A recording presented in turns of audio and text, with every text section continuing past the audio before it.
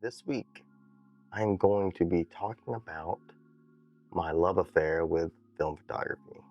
I'm sure you guys probably could have guessed that. It was our first day in Florence, and I took out the XC5. I recently picked up the camera as a backup because the height machine that is the X106 just wasn't cutting it. I had issues with the autofocus, and I simply didn't trust it in an epic place like Italy. So more on the XC5 in another video. We're walking towards the Accademia Galleria to see what the lines were like when my wife suddenly said, "Look at those cool cameras in the window." It was like a scene from a movie. I felt an "aww" undertone. Not only did I see what ended up being my favorite purchase of the trip, but I also saw things like a titanium Nikon FM, Canon A1, a Rolly, a Pentax, so many film cameras. I was in heaven. I'd been searching for a good film camera for some time. I had to send the FM2 that I had previously purchased back to KEH as the shutter kept locking up. When I saw this FE, it was in amazing condition, coupled with a 50mm f1.8, also in great condition. So I walked in to the store to negotiate. The guy who spoke no English was able to completely walk me through the camera, showing me exactly how to use it from start to finish. We spoke a common language, photography.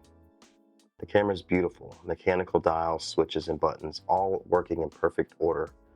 The process of loading the film and winding it with each shot, the tactile feel of the shutter releasing, the satisfaction of winding the film after you press the shutter for the 36th and final time. The experience was and continues to be a fantastic experience. After playing with it for some time to ensure it functioned perfectly, I went all in. Along with it, I picked up a roll of Kodak Portra 400 and also a pack of UltraMax 400. Immediately I was off to the races, with the Fuji back in my bag. The rain just stopped and the lighting wasn't perfect, but he promised to develop the first roll for free so I could test the camera. It certainly took some time for me to get used to manual focus and light metering, but not too long. I wasted a few shots, but this is where things got interesting. As I slowed down, I was able to observe more, be in it, prep focus, and metering while waiting. I couldn't even see what they looked like. I had to take it on faith that I had not lost my skills from the 90s. I was worried I wasn't reading the light meter correctly. What if they were overexposed? I slowed down further, checked twice before each shot. My compositions improved. The shots speak for themselves. More importantly, the camera, lens, and film speak for themselves. The images blew me away. The guy made good on his word to develop the film and sent them to me digitally, in an hour no less. The contrast and detail from the camera made while I was only 1 year old in 1979 are not easily recreated with today's modern bodies. I can't explain my anxiety, anticipation, and pure joy I have with each shot. Anxiety to what they will look like.